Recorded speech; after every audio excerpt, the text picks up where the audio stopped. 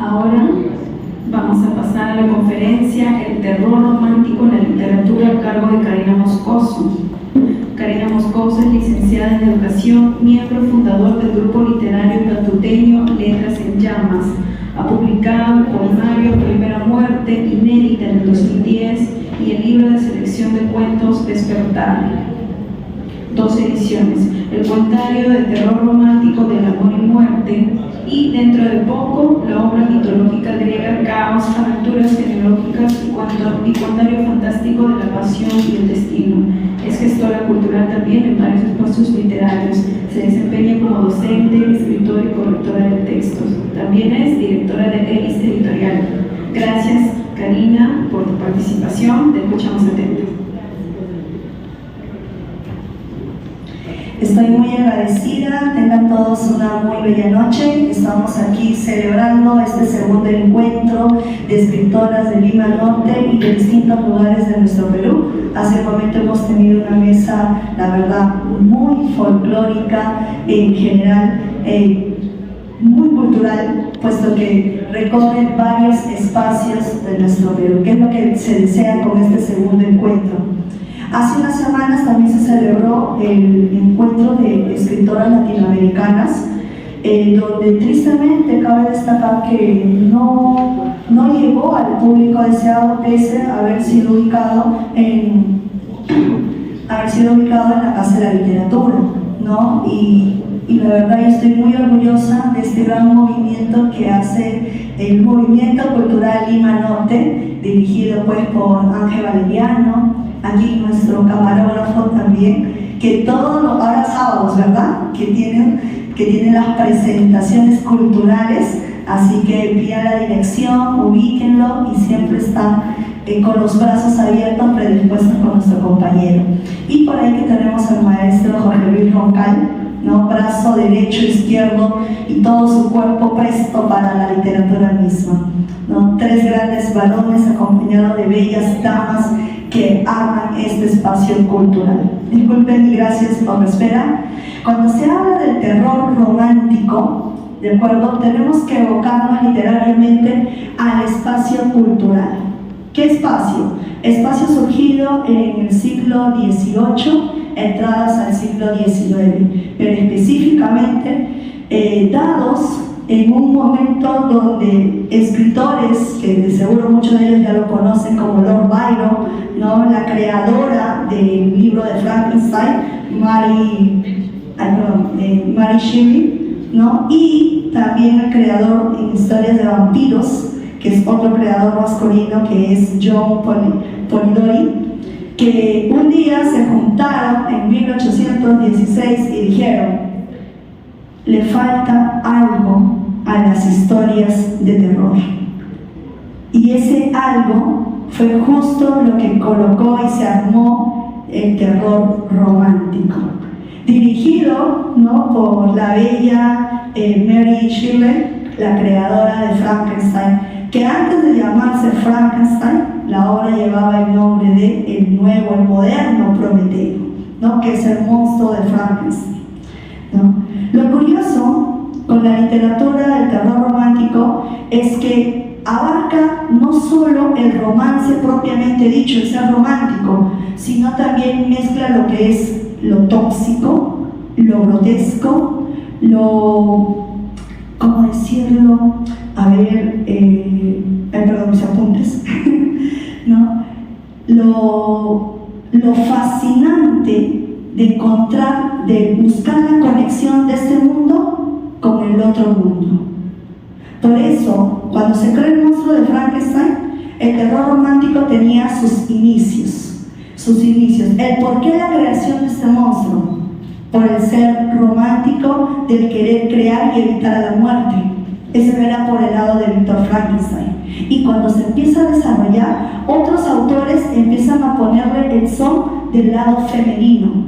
Dejamos de lado el 1816 y Frankenstein de 1818, 2 años después de tener la idea de la creación del terror romántico, y nos vamos a 1845, donde aparece el romanticismo en Estados Unidos y Edgar Allan Poe, donde Poe lo plasma con el son femenino, esa esencia donde es la mujer el personaje primordial para la trascendencia del amor eterno en el más allá. Y es ahí donde se crea la historia, o en este caso el poema El Cuervo, la desesperación de un hombre que no puede olvidar a su amada Leonora y que la muerte los ha separado, donde un personaje, un cuervo hablador, le hace que nunca la va a olvidar, con esa palabra tan célebre que hasta el día de hoy nos resumba en nuestros oídos: nunca más. Porque ella no va a estar a tu lado, porque para que tú estés al lado de ella necesitas atravesar el umbral de la muerte. Ese son que agarra Poe lo plasma luego en su narrativa con la historia de Berenice, donde plasma lo grotesco, ¿no? Inclusive el fetichismo mismo, donde ya el terror romántico empieza a agarrar sazón. Ese fetichismo, la obsesión del prometido de Berenice por sus dientes, como Eglaus se obsesiona tanto por los dientes de Berenice, que tras la muerte de ella, o supuesta muerte de ella, él trata de buscar su obsesión, profana la tumba de Berenice y lo que encuentra es a una Berenice viva. Poe es tan exquisito utilizando su narrativa que te muestra de manera indirecta cómo Eglaus profana la tumba, la ve viva, pero él en su estado de locura, porque quiere la obsesión, o sea, los dientes de Berenice, en su estado de locura, al verla viva, dice: no, ella está muerta. Entonces trabaja encima de ella como un cadáver, regresando a su estado de cordura cuando ya está con el cuerpo ensangrentado en su hogar, y vienen a mencionarle que han profanado la tumba de su amada Berenice, donde recién reacciona que el agresor de su propia prometida fue él, en vez de ser su rescatista. El terror romántico no termina ahí, porque Poe nos menciona que tenemos que retroceder. Si bien es cierto el término se colocó en el siglo XVIII, ingreso del siglo XIX, pero Poe nos hace que retrocedamos hasta la mitología griega, donde ya el terror romántico tenía un inicio, pero no fue nombrado como tal. ¿Y dónde se presenta? Cuando los personajes mitológicos retroceden y quieren rescatar a su amada viajando al inframundo. Claros ejemplos, como en el caso de, a ver, ¿quién recuerda? En el caso de, a ver, ¿recuerdan algún ser mitológico que viajó al inframundo para rescatar a su amada? Él llevaba el nombre de Orfeo. Por atrás ya lo recordaron, ¿no? Y su amada Eurídice, ¿no? Que fallece también por ser perseguida por un ser que también tenía esa picardía única de un sátiro, terminando siendo mordida por una serpiente, que nos lleva también a recordar que la serpiente es la quitadora de la vida, que ya lo mencionaron en la Biblia. Y le quita la vida a la amada Berenice. Y luego él tiene que ir a rescatarla. Y no es un rescate cualquiera, es un rescate al inframundo. O sea, pedirle al mismo Hades que libere a su amada. Ahí tenemos ya los contextos, ¿no? La temática de que el personaje va a hacer lo impensable por tener a su amada a su lado. Y es ahí donde Poe, Edgar Allan Poe, nos hace retroceder a la mitología griega para saber dónde tenemos los inicios del terror romántico. Estamos hablando del antes de Cristo, para que recién sea estructurado la temática en 1816. Imagínense. La literatura de terror, vamos a avanzar un poquito acá ya a Perú, a la época actual. La literatura de terror en Perú también está marcada, Y evocando el terror romántico vamos a nombrar algunas mujeres de nuestra literatura viva que están confabuladas con la creación del terror romántico.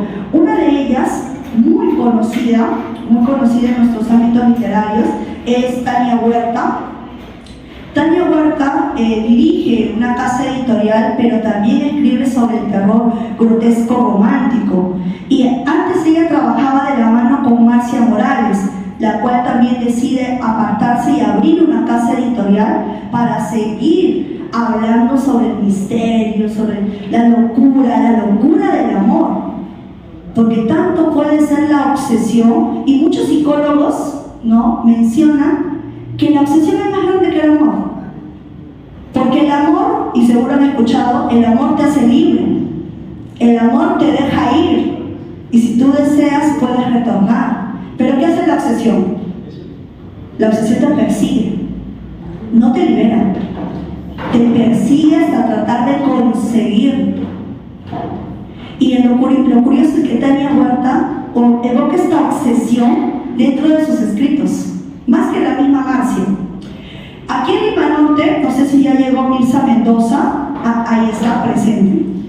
Mirza Mendoza, en su literatura de terror romántico, mezcla el terror psicológico, que también es un subtema dentro del terror romántico.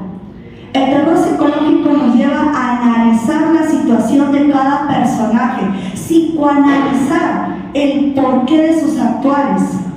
¿Por qué un pirómano tiene la obsesión de quemar? ¿Por qué? Y en el caso de Mirza, toma cada personaje desde la obsesión infantil hasta la obsesión juvenil, ¿no?, con los desmanes que nos lleva pues una familia disfuncional o también una familia sobreprotectora. También está incluido dentro del listado de estas narradoras de terror romántico, seguido por Cecilia Cero, otra de nuestras escritoras también vivas y antologadas en diferentes libros de literatura de terror, como Gladys Flores Heredia, ¿no? Cabe mencionar que sea Gladys Flores Heredia porque hay 3 maestras de literatura Gladys Flores muy conocidas en nuestro medio, en especial en el Cono Norte. Una de ellas vive en Puente Piedra incluso, ¿no? Ellas son un grupo de escritoras evocadas en el terror, en el horror, en el terror romántico, y también mencionando a Sara Pizarro, conocida en el mundo literario por sus historias de terror, pero evocados a lo gótico, a lo gore, ¿no? O Stephanie Sarmiento, autora del libro Terror entre páginas, ¿no?, que también evoca el misterio, pero evocando al personaje de la mujer modo Edgar Allan Poe, mi persona, Karina Moscoso, también dedicada al terror romántico. Y conocer más sobre el misterio y lo que profundiza la literatura misma del terror romántico es pues mezclar en cada historia o novela, ¿no?, los personajes obsesivos. Y estos personajes obsesivos hacen hincapié en diferentes parámetros. Puede ser la obsesión por la muerte misma, ¿no?, la tanatofobia, ¿no?, la obsesión por los muertos, pero sin llegar al sexo con los muertos mismos, ¿no? O también la obsesión fetichista, ¿no? Este son del fetichismo, es un tema dentro de la literatura obsesiva, de la literatura, pero colocada no desde hace mucho tiempo. Por ejemplo, la obra Las cuitas del joven guarda nos enfoca el fetichismo de una manera tan sutil cuando el personaje de Charlotte le dice a Weather, ¿no?, cuando le dice a Weather lo hermoso que se le ve en él el lucir su corbata, y el personaje se obsesiona tanto con esa idea que se compra una docena de corbatas para seguir utilizándolas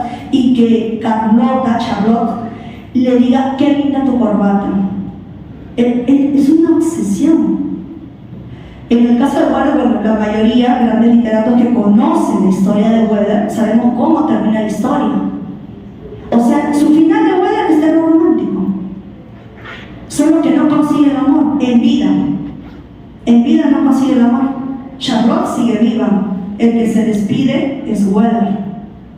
Entonces, esas conexiones hacen que el terror romántico sea pues tomado en la actualidad y que siga siendo tomado por distintos autores.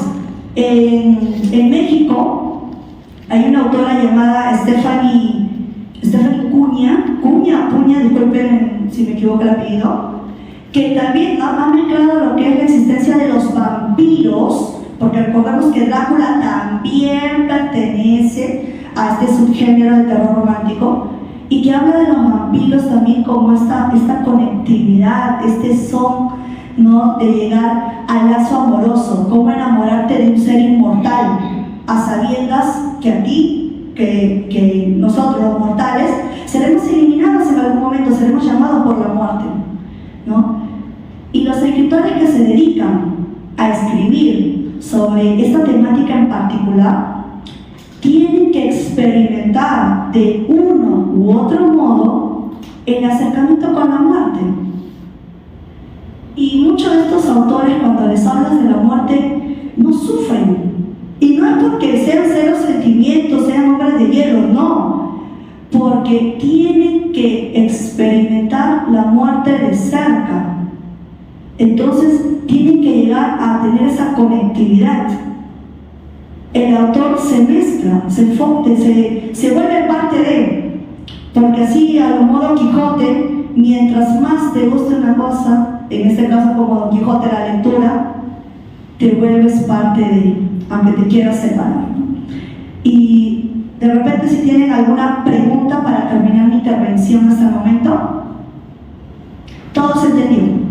Felices, perfecto, ¿no? Y pueden encontrar estas autoras que he mencionado buscándolos por Google. También están dando conferencias de distintos lugares, y dentro de 2 participaciones más van a escuchar a una de ellas, que es Mirza Mendoza. Así que gracias por todo. Yo soy Karina Moscoso, creadora del libro del amor y muerte. Gracias.